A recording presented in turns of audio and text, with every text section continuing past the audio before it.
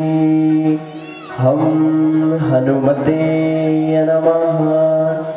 ओम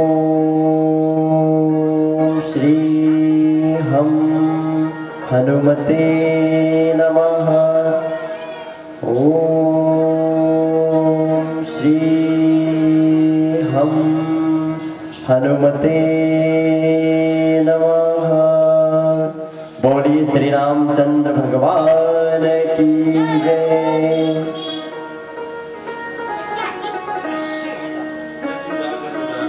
जब भी हम कहीं जाते हैं कथा सुनने, तो हमारे मन में कथा में बैठे बैठे भी अन्य बहुत सारे ऐसे विचार आते हैं जो कि हमें कथा से दूर ले जाते हैं। कभी कभी तो हम देखते तो पंडित जी की ओर है, पर हमारे मन में कुछ और ही चल रहा होता है। इसीलिए बीच बीच में जो मैंने आपको अभी एक मंत्र बताया है श्री हनुमान जी महाराज का, और बहुत ही छोटा मंत्र है, इसे बीच बीच में दोहराते रहें सभी अपने मन में, ताकि दूसरी बातें हमारे मन में जितनी भी देर हम कथा सुने ना आने पाए। सभी भक्तगण जो यहाँ पर पांडाल में बैठे हैं वह भी, और जो अपने घरों से या अन्य जगहों से सुन रहे हैं वह भी इसका प्रयोग करें, तो आपको कथा का एक अलग ही आनंद आएगा।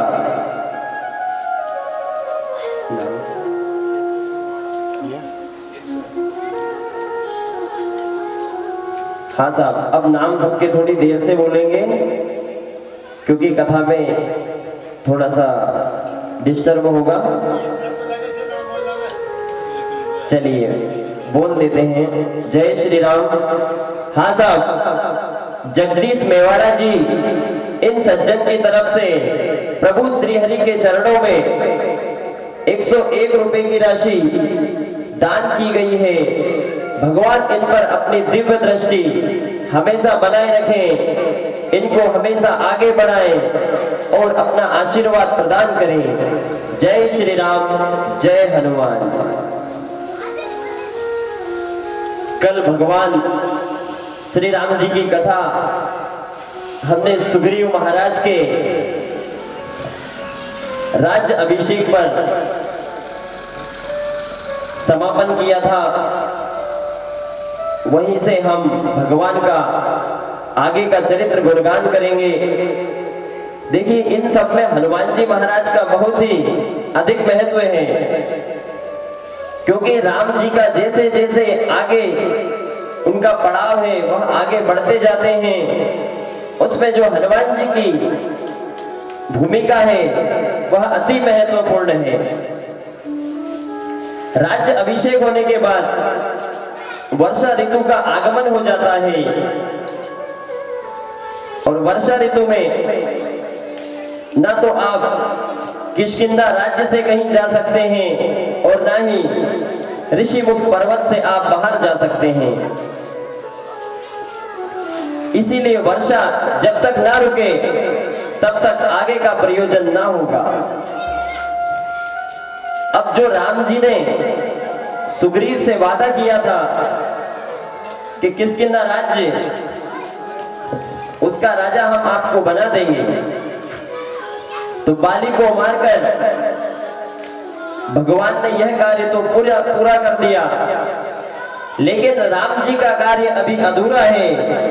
जिस प्रयोजन से राम जी वहां आए हैं वह कार्य अभी पूर्ण नहीं हुआ है। लेकिन सुग्रीव महाराज कुछ दिनों के लिए उस काम को भूल जाते हैं।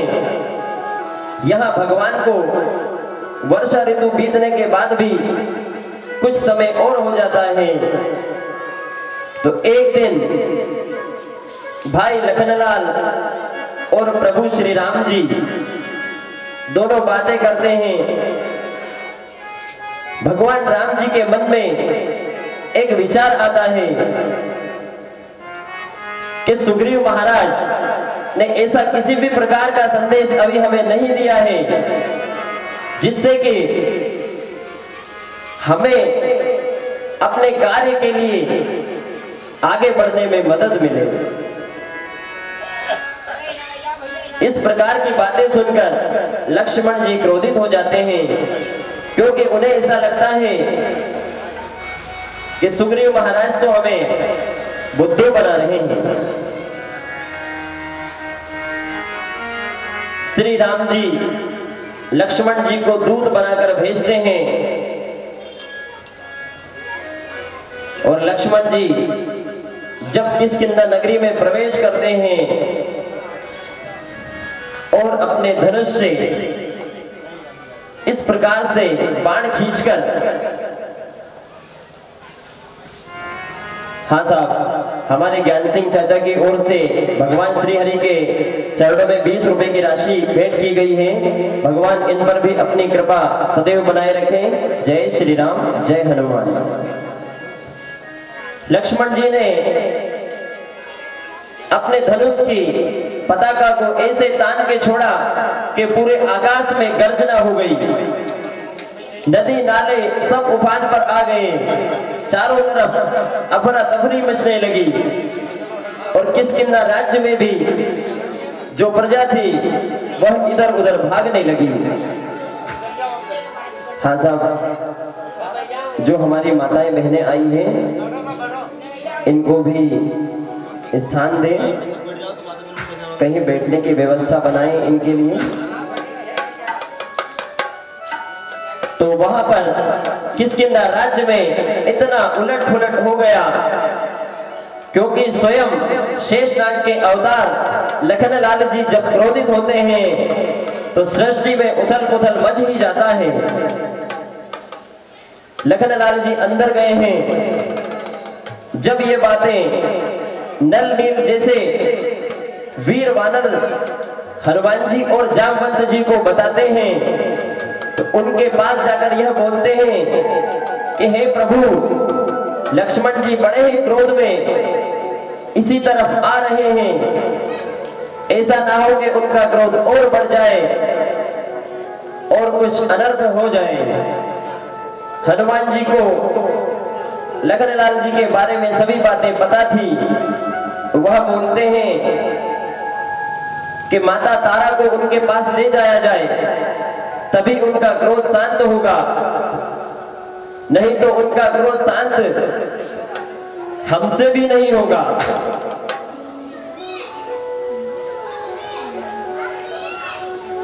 माता तारा के पास हनुमान जी गए, जो बाली की पत्नी थी, उनसे विनती करी, हे माता, एक आप ही हो जो कि लखनलाल जी का क्रोध शांत कर सकती हो।